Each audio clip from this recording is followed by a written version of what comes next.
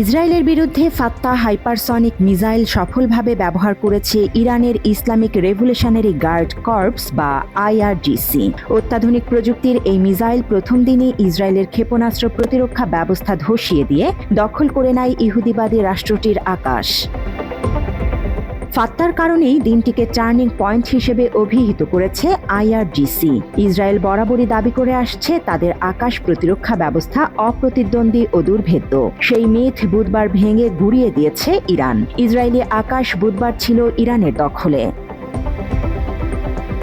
ইরানের নিজস্ব প্রযুক্তিতে তৈরি ফাত্তা দেশটির প্রথম হাইপারসনিক ব্যালিস্টিক মিসাইল। এটি তৈরির প্রথম ঘোষণা আসে 2023 সালের জুনে। ইরান ছাড়া আর মাত্র 3টি দেশের এ ধরনের মিসাইল আছে। দেশগুলো হচ্ছে রাশিয়া, চীন ও ভারত। তবে তাদের তুলনায় ফাত্তার কাজের ক্ষমতা, নির্মাণ কৌশল ও ধরন সবই আলাদা। যুক্তরাষ্ট্র বহু বছর ধরেই এ ধরনের অস্ত্র তৈরির চেষ্টা করছে, তবে এখনও সফল হয়নি। আইআরজিসি জানায় চলমান অপারেশন ট্রু প্রমিস থার্ডের একাদশ পর্যায়ে ফাত্তাকে ব্যবহার করা হলো। ফাত্তা শব্দটির অর্থ উন্মোচন। ইরানের সর্বোচ্চ নেতা আয়াতুল্লাহ আলী খামেনি নিজে এই নাম দেন। এর পাল্লা 1400 কিলোমিটার, গতি ম্যাক 13 থেকে 15, অর্থাৎ শব্দের চেয়েও 13 থেকে 15 গুণ দ্রুত বেড়ে ছুটতে পারে ফাত্তা।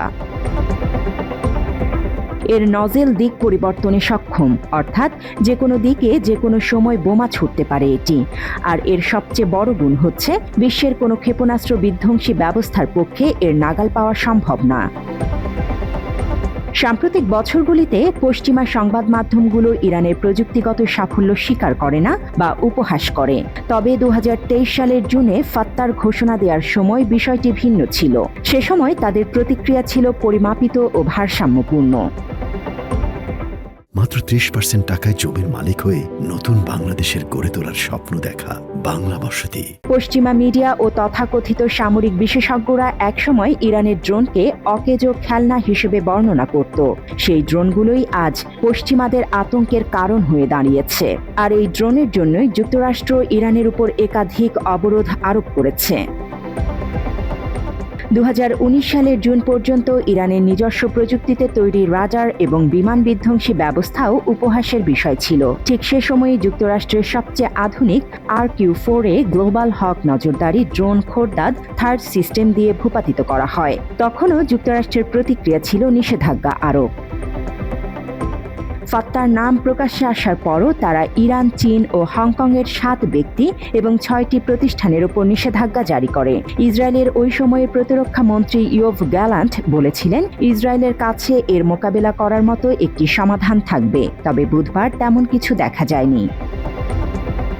কয়েক দশক ধরে কঠোর নিষেধাজ্ঞা সত্ত্বেও ইরানের সেনাবাহিনী উল্লেখযোগ্য অগ্রগতি অর্জন করেছে।